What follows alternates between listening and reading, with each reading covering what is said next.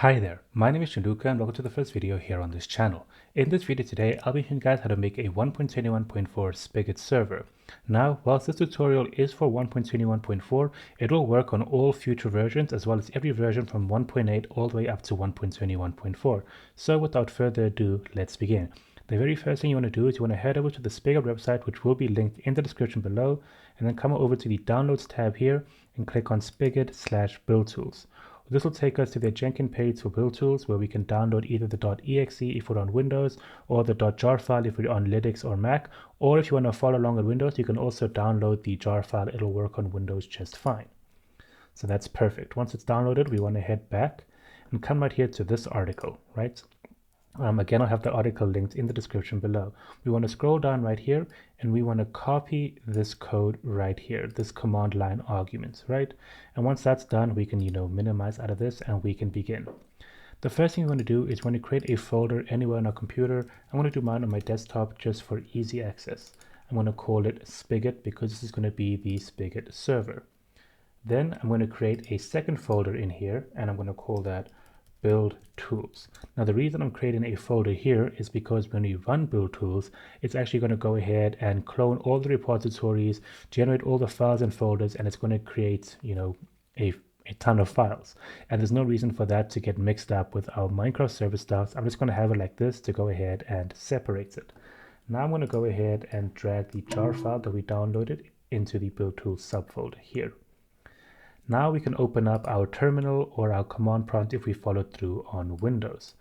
We're going to type in cd, which stands for change directory, press space, and then drag in the build tools folder that we created right here. Now the reason we want to do this is because whenever we open up a brand new terminal window, it sets place in the root directory of our machine, and obviously we don't want our Minecraft server files to be there. We can confirm we're in the right location by typing in ls, which will simply list the contents of the current directory that we're in. We can see we've got the build tools.jar file right there, so that's perfect. We're in the right place. Now we can paste in this code right here. So just to go ahead and explain what this does, this java-jar essentially is the Java launch arguments. If you want to go ahead and launch a Java file in the terminal, this is what this does.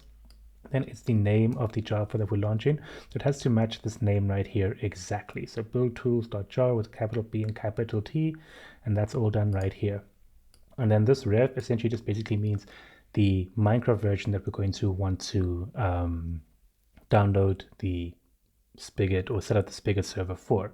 If you don't include this and this argument right here, it'll go ahead and run for the latest stable version, which obviously will change depending on what that is.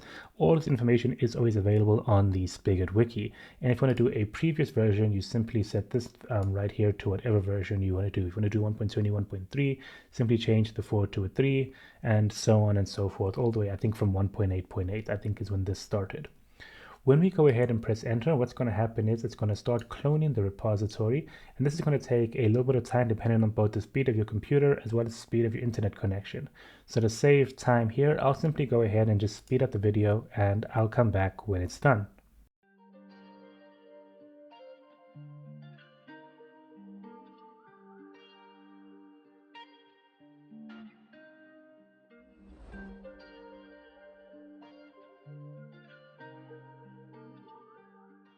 Alright, and now as you can see, everything is completed and it took about 3 minutes on my machine. So we can simply go ahead and exit out of our terminal for now.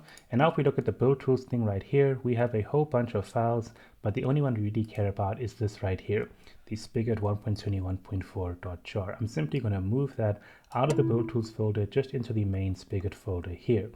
And just for future reference, if you ever want to go ahead and update your Spigot, let's just say, Spigot have released some updates and you want to go ahead and update the jar file, simply just delete everything in the file here, in the folder, and just rerun the build tools using the exact command that we did before, and we'll go ahead and give you the updated Spigot.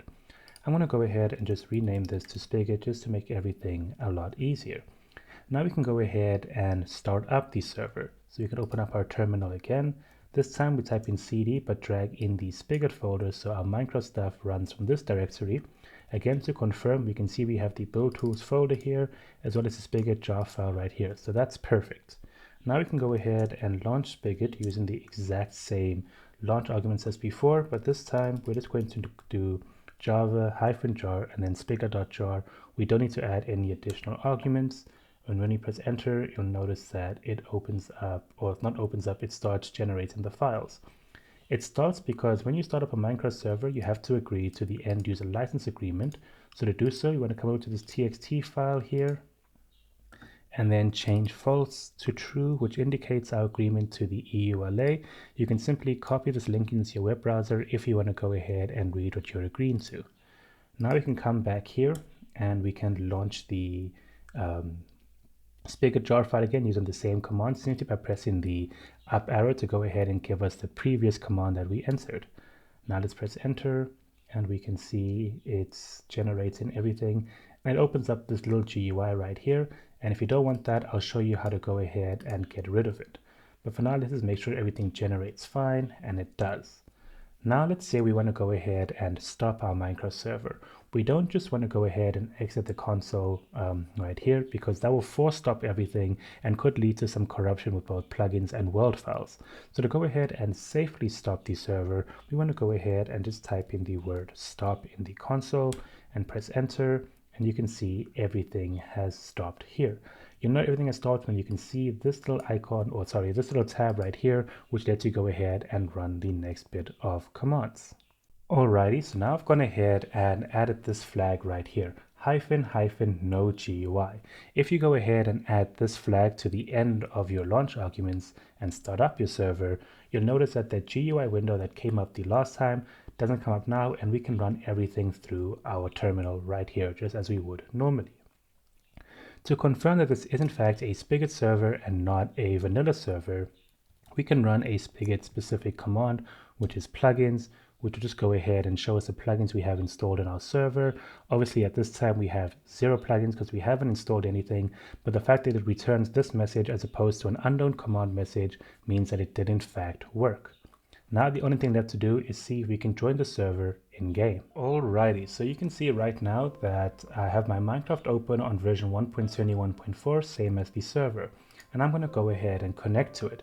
Since I'm on the same machine as the server, I can simply type in localhost to connect to the server. But if you want to go ahead and have your friend join the server, you might have to look into port forwarding or using a Minecraft host. I'm not going to get into that in this video. So let's go ahead and join the server. You can see we're logging in, and we can see in our console right here that we joined the game and everything is perfect. We are on our server.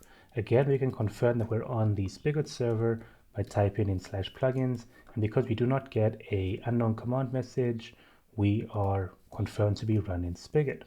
So that's pretty much it for this video, guys. In this video you learned how to create a 1.21.4 Spigot server. Let me know in the comments if anything wasn't clear to you, and I'll do my best to clear everything up. And if you enjoyed this video, please go ahead and like it, subscribe to the channel. I will be posting more Minecraft server tutorials in the coming future. Thanks again so much for watching, guys. Bye bye.